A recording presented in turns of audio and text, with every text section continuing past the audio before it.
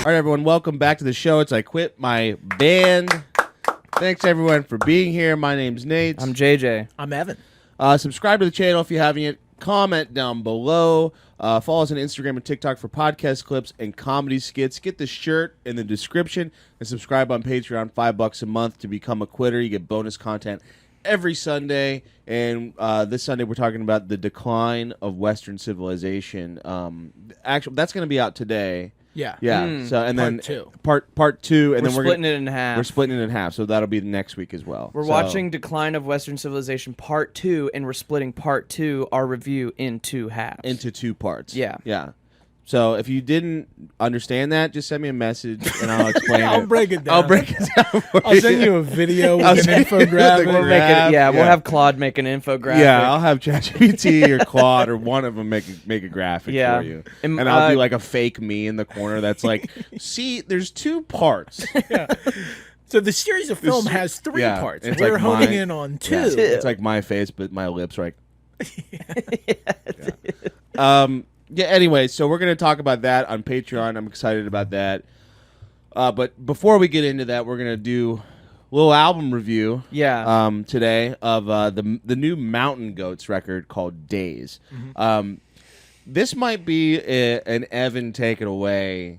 Okay. Yeah. Because Good call. I'll be completely honest, before we even get into it, I've never listened to the Mountain Goats before this Never record. in my life. Ever, Not ever. once? Not Okay. once. So, Evan, Never had the urge. take it away. Okay. Yeah, the Mountain Goats is a band / songwriting project led by John Darnielle. I think this is their 25th album. Yeah. Holy shit, are you Lots serious? of records. Yeah, he's like an insanely prolific songwriter. I am probably like a moderate Mountain Goats fan. I'm by no way a completist, but Okay. I've definitely listened to songs by them. Yeah. I probably like their most well-known albums are All Hail West Texas and Tallahassee, which they released in the same year or within a year of each other. Okay. And it kind of gives you an idea of like the 2 different sonics that you'll get on a Mountain Goats record. All Hail West Texas were recorded all by John Darnielle into like a Panasonic boombox. Okay. Completely lo-fi. Sort of a Nebraska situation. Yes. Yeah. Like completely lo-fi, acoustic. And then Tallahassee was, I think, their first studio album, and it's like much like you hear here, like produced, really like lush singer-songwriter stuff. I really like John Darnielle as a songwriter. He's like, I find his songs funny, specific, but also like very sincere. Yeah. Like they're like, even on this record, there's like, you know, he's talking about Woodstock 99, Charlie Sheen, all these things like Candlebox. Candlebox. Yeah, very specific, like ultra specific references in Yeah. a lot of times. Yeah. big time. Yeah. And like they're never joke songs. Like he like inhabits the perspective of like a local band opening for Candlebox, Yeah. like what that would feel like. Yeah. A lot of the albums are concept albums or loose concept albums. Like Beat the Champ is an album that probably came out in the 2010s, and that's all about like 50s and 60s pro wrestlers. I remember yes. that coming out. Yeah. Goths is all about like goth people. And this album, I think, is supposed to be, or it was like going to be a joke, like continuation of Goths. Okay. And they were going to call it Grunges, is what I read. Yeah. But they called it Days instead. But it's supposed to be like if Goths was about goth people, this is about like the '90s era of grunge. You can definitely Yeah. between Layne Staley, Candlebox. Yeah. And yeah, All Hail West Texas is a concept album. Tallahassee is a concept album. I've always really admired him as a writer. His lyrics are always really good. He finds like good, simple melodies that stick in your head. And he's a good author as well. Like he's written 3 books. And his first book, Wolf and White Van, would be a great book if anybody wrote it. But the fact that like a singer in a band wrote it is insane. I don't know how to read, so I just Yeah, had to it's not listen for to me. I would pass on that I one. Yeah. basically only know how to listen to rock and Yeah. Odin specifically. Yeah, Odin Yeah, specific Odin. stuff. I've never learned how to read. I've never had the interest. It makes me sick. Actually. Yeah. And yeah, so I'm not like, I don't follow every single album that they put out. This one was on my radar because Charlie Sheen Reaches Out to the Feds came out as a single, and I listened to it, and I was like, I love this song. Yeah. That's what I was gonna say about this. Like, it definitely makes me want to go back and listen to the Mountain Goats, because after listening to this, I feel like I've missed out on something. You know, like I've heard music like this before that is like tongue in cheek. You know, like there's songwriters out there that do this. Like, it doesn't remind me of like Mark Kozelek, Sun Kill Moon, but like there are elements that are like similar. Like it's like a peppy, you know, non 8.5 minute story song version of this. It's like he can just put it into like an actual song with a hook, you know. But yeah, it made me feel like, okay, these are all just pleasant songs, you know. Yes. And maybe there's something that I'm missing out on with the Mountain Goats, because I don't know if all of their music is like that, but these were all like nice to listen to, inoffensive, do some feel good stuff. Yeah. Like in terms of like production and like instrumentation, like very like maximal, you know. Like if you think a horn section should be there, it will be. Fucking be is, there. yeah. And you know, it is like, it's like funny and charming, you know. Like I enjoyed listening to pretty much every song here. Yeah, I think you would like a lot of, like, they're a band that I have a playlist of like 30 songs from across like a bunch of different albums. Like, you would like Best Ever Death Metal Band out of Denton. That's like probably their biggest song, or most well-known song in like indie circles. That's great. Going to Georgia. They just have a ton of great songs. Yeah. And yes, it's all kind of like this. Like, I'm not the Mountain Goats completist, but even on this album, I'm like, okay, there's a lot of familiarity, some of the vocal refrains and stuff like that. So I would be interested in how like a absolute like Mountain Goats freak would take this album, because as like a guy who listens to them from time to time, I was like, this is good. Yeah. Like, I like all the songs. Like, there's ones that definitely rise higher, but I could also see people being like, oh, he's doing this again or something like that, you know? That's what I thought. I was like, okay, how much is this? Because what you were just saying, those song titles, like there's also songs in this record called like Best Hard Rock Albums 2013 and Hidden Majesty of Later Venom Albums. Like, is he always doing that kind of thing? Like, where he just kind of like picking at history, you know, like these little chunks of history. But like, I don't know, like a lot of the songs, as pleasant as they were, some of them, you know, like just the way the hooks are and the way he's delivering the vocals, like they are kind of like, each song feels like it's a continuation of the last one, which I guess is good for an album, but like it didn't make me, like a lot of these didn't stick with me. Some of them did, like Shallow Grave, you know, like, and that might have just been like the repetition, like the Shallow Grave. Yeah. And it has like that like positive, you know, sound, like where it's really upbeat, but they could be talking about something like pretty grim. But yeah, I like that. Like Shallow Grave is really funny. The Candlebox song is very funny, because Candlebox is like a band from the 90s that like no one really knows. They have that one song. I've never heard of them. They have Far Behind. Far Behind. Yeah. It's like a 6-minute long song too. That was like their big hit. Yeah, one-hit wonder action. It's just so funny to like think about a band that would be like, we're opening for Candlebox. Like, it's like that happens, you know. That they're probably on the Jurgle circuit currently. Exactly. You know what I mean? It still happens. Like, I used to work with a dude that was like, you should come out and see my band. Like, we're playing at Jurgles. He's like, it's kind of embarrassing, but also kind of cool. We're opening for Trapped. And I was like, oh, okay. And he was like, yeah, you know, it's kind of dumb, but like, it's Trapped. I was like, kind of a big deal for us. Kind of a big deal. Yeah, it's a big moment. They could bring us with them on the rest of the tour. And you could see that with Candlebox. Yeah. Being like, you know, it's kind of dumb, but Far Behind.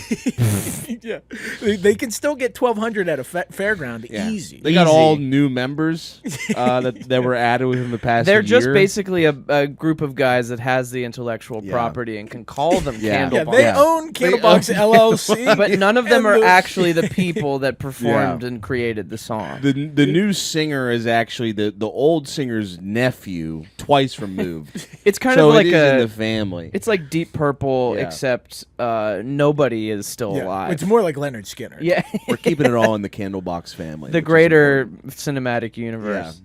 But I think like Candlebox is a good example of what John Darnielle does well. Like Yeah. that is a funny thing, but he's Yeah. able to inhabit and like put you in the point of view of guys who Yeah. it's like this is how you build a fan base. This is how you do Yeah. it. You know, Yeah, and like it's I true. love like just that one line of like hanging out in the tent at festivals, running out of things to say. Yeah. Of like this like band where it's like, yeah, we're making it, but Yeah. part of this kind of sucks already. Yeah, it's Candlebox. Yeah, it's such a funny fucking song. It reminded me so much of like stuff that had just happened before to me. Oh, yeah. You know, I like Song for Layne Staley a lot. I like how I'm not really sure what it's trying to say about Layne Staley. I'm not sure if it was like about Layne Staley or if it was just like, I don't know, like kind of like tribute, you know, Tenacious D, like where it's like It does go like full tribute towards the end. It kind of does, like where it gets real big, and like I like the way this one sounds too, because it sounds a little bit rough around the edges. Mm-hmm. Like there's like some real fuzzy guitar that comes in at the end, and it's like it sounds like it's clipping or something. Yeah, and it's like the biggest moment on the record. Yeah, I was yeah. kind of hoping that we would get a little more of that as Yeah. we go on, because I think the album starts really strong and doesn't end bad, but it becomes like more like kind of chilled out. Yeah, But for that song, I kind of thought he was kind of honing in on maybe the reluctant star, like I don't want this, I don't need this. that's what I thought. I didn't know? know if it was supposed to be like literally about Layne Staley, or if it was just like kind of like I feel what Layne Staley was going through, or something like that. I kind of feel like it's like Layne It's- from his point of it's view, because Layne he's talking Staley. about like, you know, I only hang out with my new friends now, and I remember people talking about him like towards the end where like they wouldn't see him for like months. Yeah, you know. yeah, that's true. I didn't think about that. My favorite song is Charlie Sheen Reaches Out to the Feds. Yeah. It's like the punkiest. It starts with like the driving bass line. Yeah. That story I have been obsessed with since I heard about it in high school. You were just telling me about it. Yeah, I think it was on one of the Patreon. Yeah. What happened? So there's this Japanese horror movie called Guinea Pig 2. And a buddy of mine, when we were in high school, we were looking up like, you know, craziest horror movies of all time or something.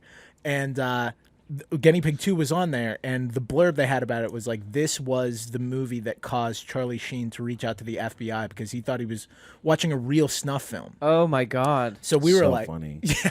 So we were like, we gotta find this fucking movie. Yeah. Now, to give Charlie Sheen some credit, he was probably watching like a VHS rip from Japan Yeah. On all kinds of drugs. Yeah. on cocaine. On Yeah. so many drugs. Speed. Yeah. So we watched it as like an HD rip in the 2000s, and we were like, "This is so clearly just Yeah. a movie." Yeah.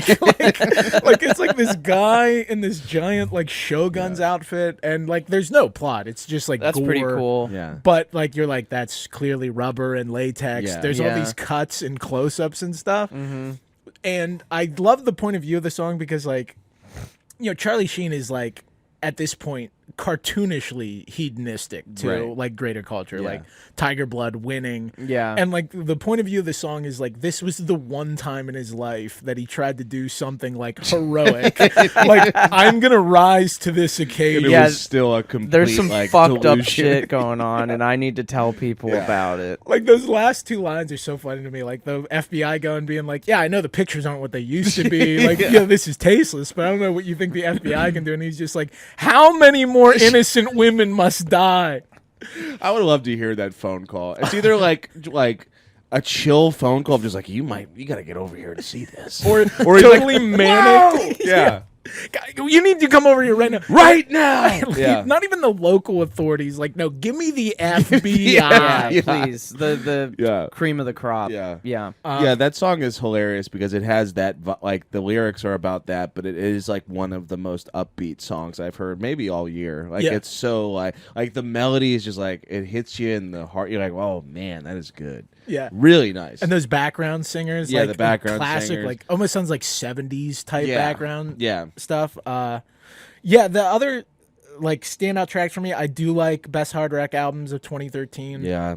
I like Days a lot too. Yeah, the title track. There's Going to Fenario, which is like a very folky type song. Yeah. And reading about it, Going To is something that they've done. Like, I think they have like 50 or 60 songs that are going to blank. They haven't done it for a while. Like, Going to Georgia is a song that I really like by them. But they have like Going to Queens, Going to Tennessee, Going to Hell. Like, there's like a bunch of them. That's cool. And I would say that like the biggest knock that I would have on the album is that I think it starts a lot stronger than it ends. That was my vibe too. I mean, there was kind of like when it opened up, I thought it was going to be a bit more lively throughout, and it was not, which like isn't necessarily like a bad thing or a mark on its quality, but like it sets the expectation for something that is kind of fleeting throughout the whole thing. You know what I mean? Yeah, I do like the overall idea of it, like these like fleeting moments of either nostalgia or memory or history, and then like your perspective change throughout. Like Woodstock, I really liked. And that's about Buckcherry. Is it about Buckcherry? Talking about Buckcherry. Talking about Buckcherry. Crazy bitch. Yeah. Yeah, I think they have like a song called Lit Up or something like that. I didn't realize that was about Buckcherry. I had to look it up. Yeah. And I watched like the performance that he's talking about. And he's just up there yelling about Josh cocaine. Todd. Yeah, dude. Yeah. Yeah, Like, like- he should have been the lead singer of Velvet Revolver. Like, really? Yeah, the OG heads, or IQMB, Yeah, you know, know about understand that the one. Patreon. going to Buckcherry. Going to Buckcherry. Yeah, that's a long time ago. Wow. Yeah, I would agree that the back half is not as like exciting as the front, and I don't know if it's like because it's pretty consistent, but I don't know if it's just like the songwriting formula kind of gets tired throughout because it is kind of the same. I'm gonna say something that I don't want to sound offensive to Mountain Goat fans because I like this is my first foray into Mountain Goats. I dug it. You don't want to rock the boat. I don't want to rock the boat, but they kind of sound like the freecreditreport.com band from like the 2000s. Do you remember that? I don't. You got to know what I'm Oh talking God, about. I'm trying to think of the song. Like freecreditreport.com. baby. The pirate hats on that Yeah, song. yeah, like, yeah, that yeah. guy who's like they had like songs for all these FREE, that spells free. Creditreport.com, baby. Yeah. You don't remember that? Like vaguely. How like fever dream did that just feel right that was there? a little bit. That felt like it could have been a song on this album. Yeah, like that's what I'm saying, dude. like freecreditreport.com follow-up album or something. yeah. Dude, they sound like that, but like so much of the time when I'm listening to this album, I was like, this is the freecreditreport.com guy. Yeah. And, you know, I've done a deep dive on the freecreditreport.com commercials recently because I was like, remember those? And I watched all of them, you know? So it might just be recency bias just be because I've really been recency- digging I've on been the free digging on the free. Oh my God. I've been digging on those commercials and those tunes, and they're pretty good. You know, dude. but no, it's just like it reminded me of that, and like, you know, there's other bands that are like it kind of reminds me of that I'm familiar with, like Front Bottoms, like that very like. I think Front Bottoms are definitely like they are from.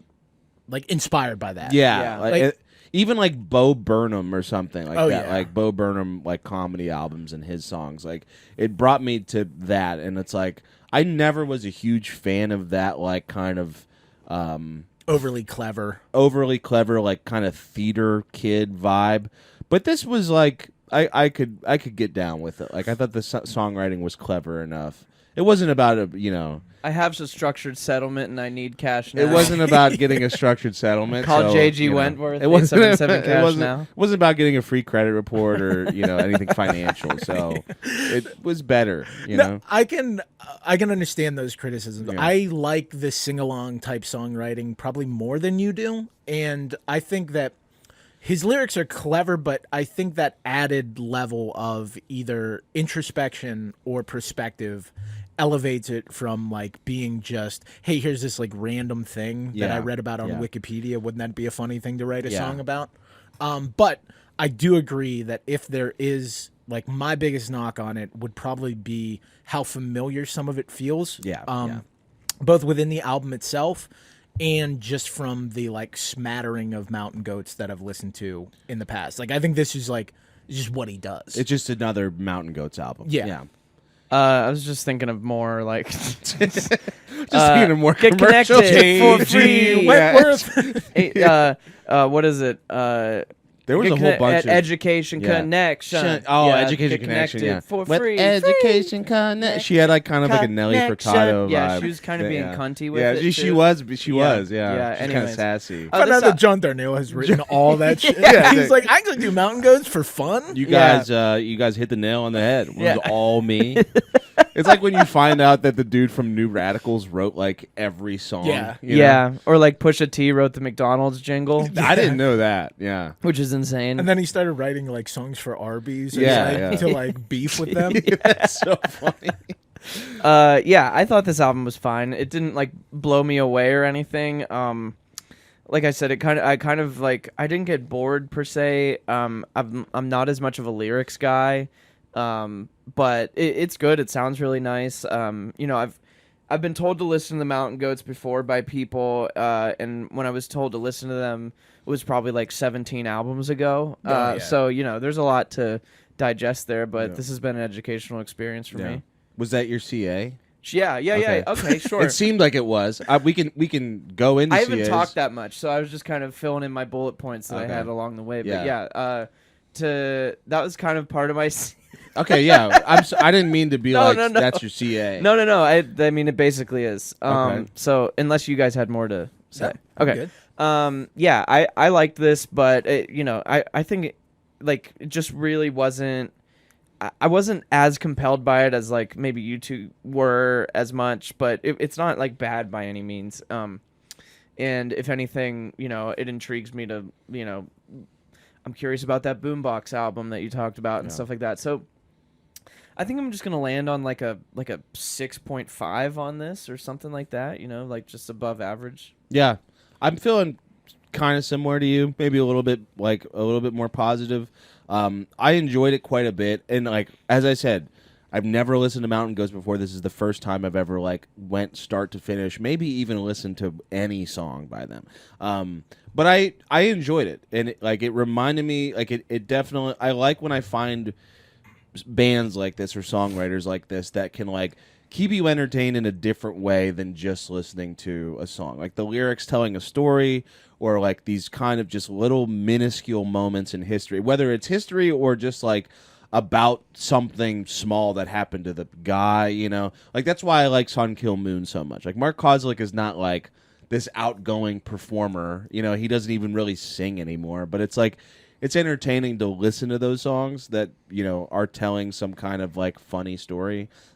So I like that, and this was a good introduction for me too, because the songs are short, they're easy to listen to, and they all are like they're all very like joyous and fun, even if the subject matter is like different. Like it all sounds like upbeat and like sunny and bright. I will say I don't have the knowledge of like what they sound like on other records, but that is my biggest critique, is that like it starts to just become like, okay, like yeah, these songs all kind of sound the same. They're all kind of the similar vibe throughout the whole record. Like I don't lose interest per se, but I'm definitely more like interested in hearing the like by the middle. I'm like, yeah, I get it. We got to figure out which jingles he's behind. Yeah, exactly. freecreditreport.com. Shout out to those guys. Yeah. Education Connection. Education Connection. Shout out to those guys. But I enjoyed this. Like I imagine that a lot of the people that watch this channel, like I would think that there's not a lot of guys that listen to the Mountain Goats that watch this channel, because we talk more about like hard rock stuff. But I like this. I'm glad that we're like putting it out there. Yeah. I'm gonna give it a 7, even. Sweet. Yeah, I think our audience is more into the best hard rock albums of 2013, Or the best Venom album. Yeah. the majesty of the later. No, when the best hard rock I thought he was gonna just start naming shit that I like was real into. The Second I was Law. like Clockwork came out that year. Yeah. exactly. Muse. Yeah.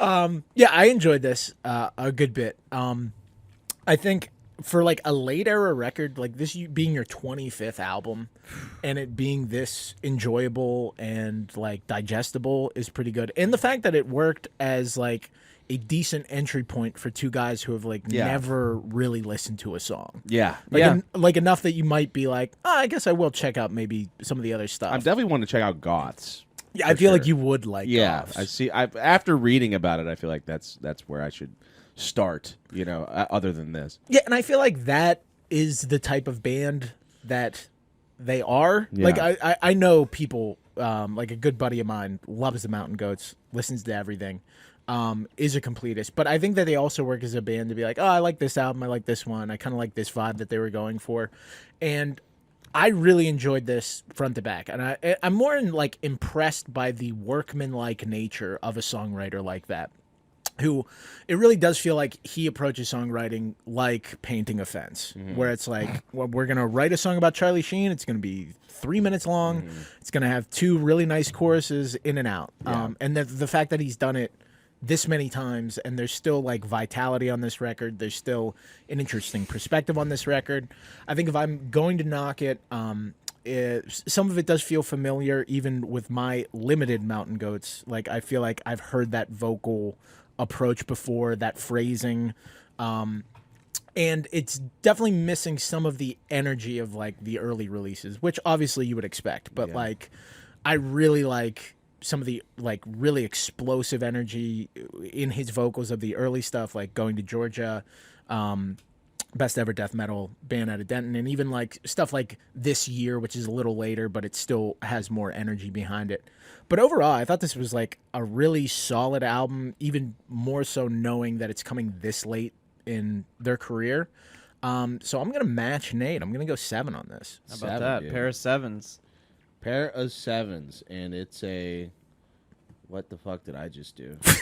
Dude, the multiplication is always it's fucking kinda tough, I just man, fucked it. dude. You said 6.5. 6.5 plus Which is, 14. I think it's a 6-7. I think that's right. I just want to verify it. I keep fucking it up, dude. Unbelievable, dude. This is unbelievable. This is I really keep, rough. I keep pressing the wrong buttons. John Darnielle is on his 25th album, delivering I'm at sorry. least a handful of good songs. This is our like 108th Yeah, I'm sorry. review, and we can't fucking. I was pressing the wrong. I forgot how my calculator worked. It's a 6.8. Okay. We you were a go. little bit off. I wanted to right, make sure all we right. were on. It's 6.8. It's a free credit report. Hell yeah. Yeah, I think that makes perfect sense. Free credit That's good. report dot hell yeah. Yeah. Yeah, we got to give it a hell yeah on that Yeah, one. that's good. I think it definitely falls in the hell yeah territory. It's nice. Yeah. It's a nice little record. I'm definitely 25, man. Holy fuck. Yeah, Those 25 are, is crazy. Those are gizzard numbers. They are putting up Giz numbers. I was gonna say it seems like they might be like the like the indie rock like the like OCs, like maybe John Darnielle is kind of like the John Dwyer of that world. Yeah. I could see that. Yeah. Yeah. Like even the way you're describing it, it's like this record kind of sounds like this, and this record sounds like this. Like that's very Gizzard. Yeah, It's very OCs. It does feel like it's more a compulsion than like Right. I have to release another record. yeah. Yeah. It's like why don't we just try this? Why don't we, And actually, there is like lore, like I think one of their last albums was like a sequel to All Hail West Texas, Yeah, and like yeah. that kind of thing. Damn. So it does have kind of that gizzardy. There's lore. Yeah, there's lore, there is yeah. lore. Yeah. That's what I was reading about this one. It was like they thought it might be funny to release a follow-up to Goths that was like focused more on the grunge scene, and it was going to be called Grunges, and it was like they weren't even going to do it. It was just like a funny idea, and then it ended up being this record. And then they did it. And then they did it and just changed the name so it wasn't so obvious though of what they were doing. That's pretty tight. Yeah. So go check out Mountain Goats. This album's called Days. It's a 6.8 free credit report. Hell yeah. Out of 10.